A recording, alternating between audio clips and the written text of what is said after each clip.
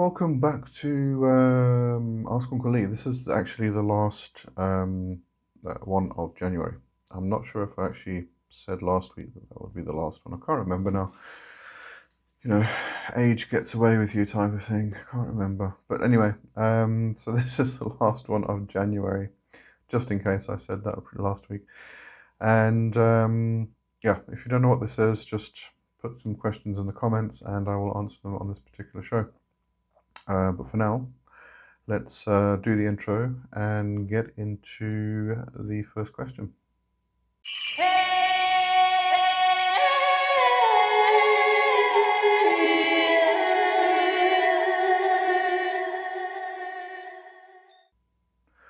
Okay, so the first question is from As Above, So Below.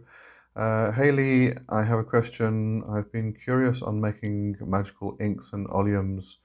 I was wondering, can we make inks that correspond specifically to spirits, planets, etc., the same we do with oleums? Absolutely, I'd say yes. I'm not an ink maker myself, but I do kind of know what goes into it. But I just want to mention something about oleums first. So we get this term mostly from Connolly's works from modern demonology. And I'm not entirely sure why.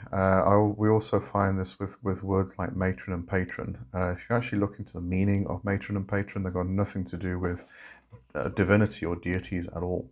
So I'm not sure why we're using those particular words, but this one, oleum, I'm just going to read the actual meaning of oleum. It's from the Latin, oleum, meaning oil. Okay, so from the Latin it does mean oil. However, it refers to fuming sulfuric acid, is a term referring to solutions of various compositions of sulfur trioxide and sulfuric acid, or sometimes more specifically to disulfuric acid, also known as pyrosulfuric acid. So it's a fuming sulfuric acid basically in an oil form. That's what oleum is referring to, but as I said, Latin kind of directly translates to oil itself, so that's probably why it's being used. But I just wanted to point that out just in case, you are talking to somebody, because I remember doing this myself. I was talking to a fellow witch and I pulled up this word oleum because it's something I've been reading about in modern demonology, and they kind of looked at me very strangely and said, "Why are you creating oleum?" Like, well, let me explain. So just in case you do come across that, you now know. But yeah, I think in terms of the creation of inks, absolutely. I mean, we do it with the oils, the various different creations of oils for the spirits and the planets and everything else. We add elements, and usually, I mean, it can be. It's not just the herb, root, or resin that is related to the actual planetary aspect or the deity, which is often, therefore, again related to the planetary aspect and the association that it has with the specific spirit.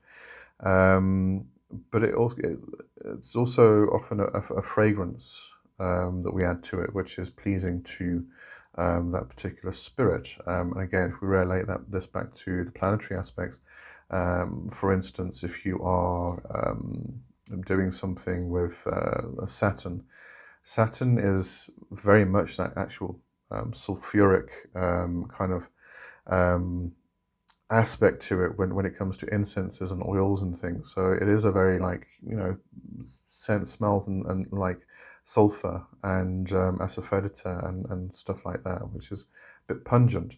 But if you were to think of something like Venus, the planet of beauty and art and love, then you may consider jasmine, which is or ylang ylang or something like that, which is a very different sense. So it kind of incites the senses itself to bring us into resonance or union with that particular energy of the planet or the spirit, the deity.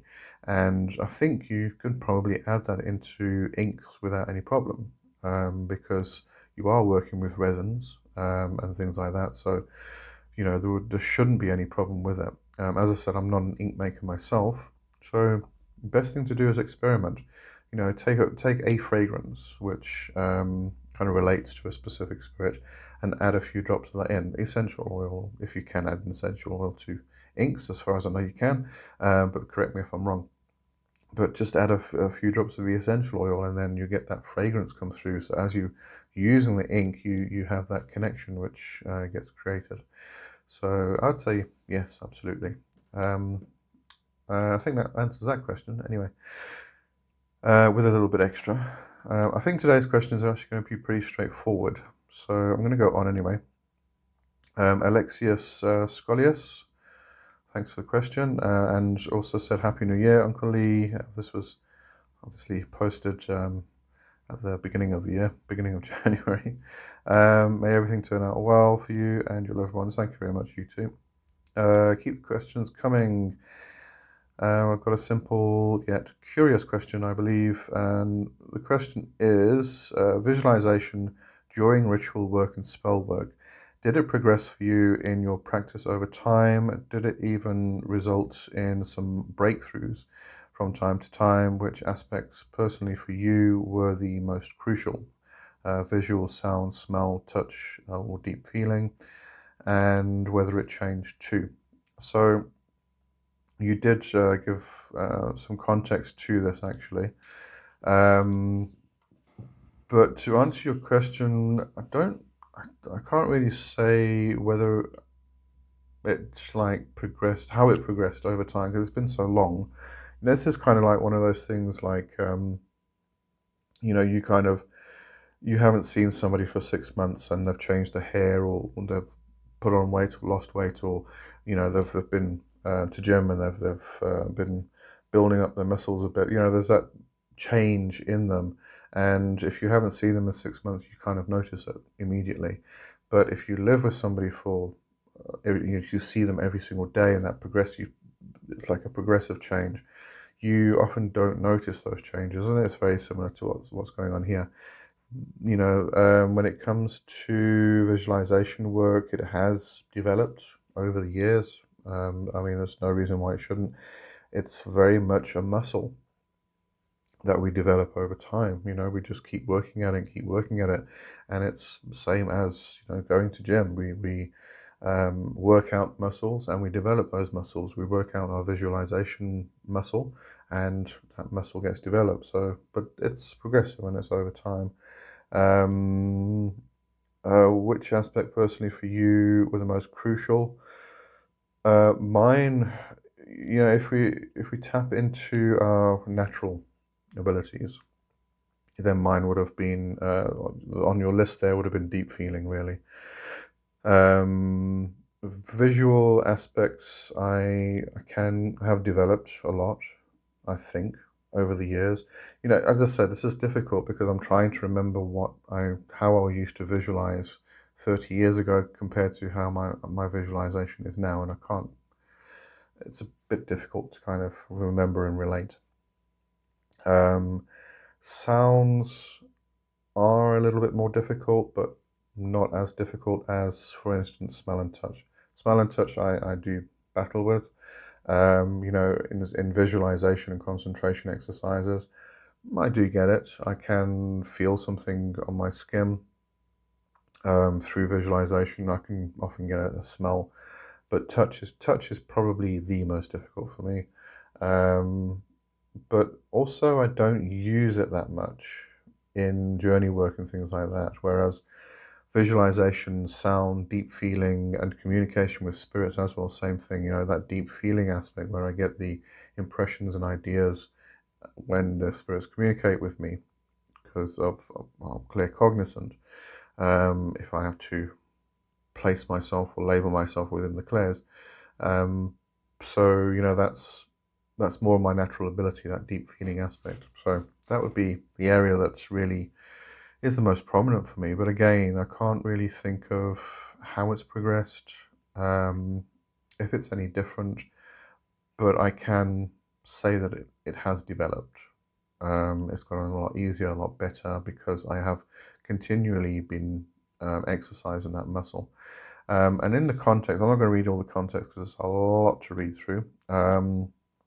But one thing I did kind of think about while I was reading through the rest of the post is that you are also relating this to energy work. So, if you are doing, if we, for instance, bring up the LBRP, doing the LBRP, you are not just visualizing the flame that comes out of the dagger or the athame, for instance, or the sword or whatever you're using. You don't just visualize the flame, you're also projecting the energy, so you're doing energy work. And the more you exercise all of these muscles together, the more all of this becomes easier. So you may be equating this with an improvement in your visualization technique when it's an improvement in your energy work technique, which you are seeing a lot easier because now all of a sudden the energy is stronger. So you are seeing the visualization stronger, but they go hand in hand, they go both together. So it's about not just developing one thing. It's about developing all of the aspects together, all of the muscles. I mean, you don't just work on your right bicep until it's like this big, huge bicep and the rest of you is skinny as hell. You work on your entire body. So when you were doing these practices, the foundational work, the basic practices and working magic and things like that, we're working our entire system, our entire body, our entire being, all of our energy bodies, etc., etc., etc.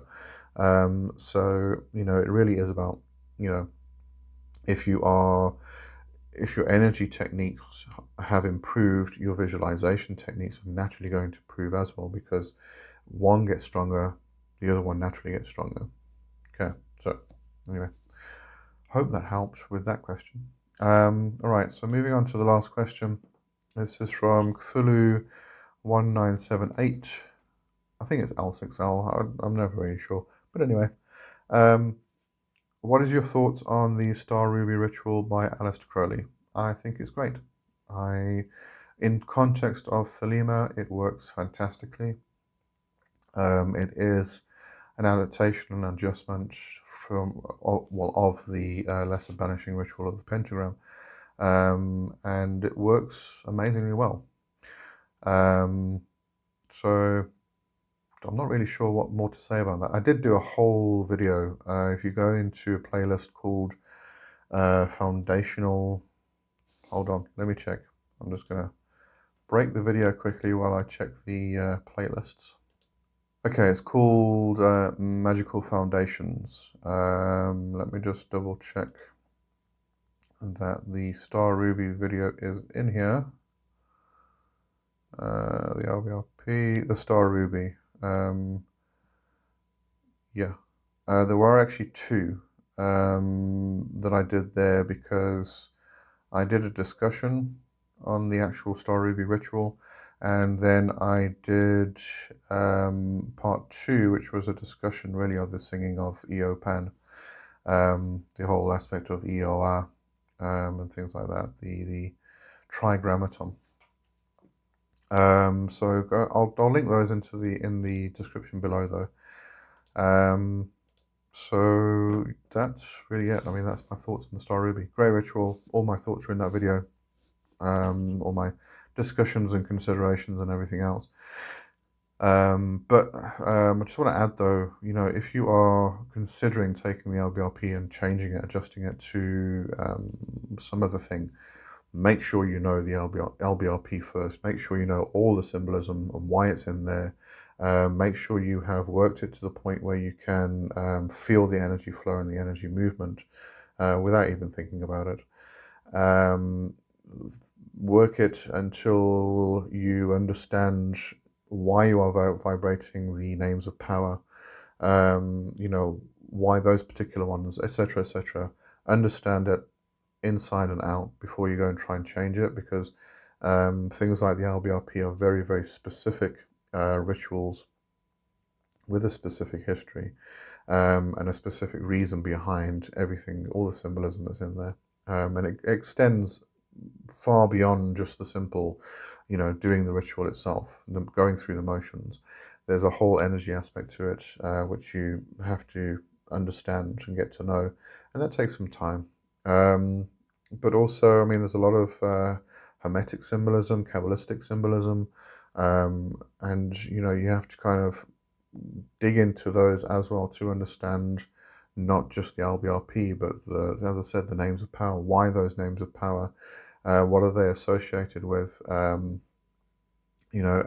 why that's included in Kabbalistic rituals and all that stuff. And what I'm trying to say is just understand the ritual inside and out before you go and change it to something else. If you do have more of a leaning towards the Greek, then the Star Ruby ritual is great for that. All right. It does bring a lot of Greek aspects into it. It also kind of calls out to the I always forget how to pronounce this, Ajoidas, which is often related to the Holy Guardian Angel, as far as I remember, the higher self, the higher aspects and things like that. But anyway, so the Star Ruby ritual is more oriented towards the Greek tradition and pantheon and things like that. So if that's more your leaning, then Star Ruby is great. And if you are leaning more towards Thelema, then obviously you're going to want to do Star Ruby, but you're also going to want to do LBRP. I mean, it's not like Crowley created the Star Ruby ritual and completely rejected the LBRP or any of the other pentagram rituals. He still incorporated them. He switched between one and the other through the rest of his practice. So, it was just one more ritual, really. Anyway, that's it for this week, and I'll see you next time, hopefully. As I am saying this, I have no more questions. I'm recording this. It's now the 19th. So there's about a week and a half, a little over a week and a half left of the month. So hopefully I'll get some more questions and we can continue with the Ask Uncle Lee. Otherwise, I might just do some random stuff on a Wednesday and see what happens. Okay, but anyway, cheers for now. Bye-bye.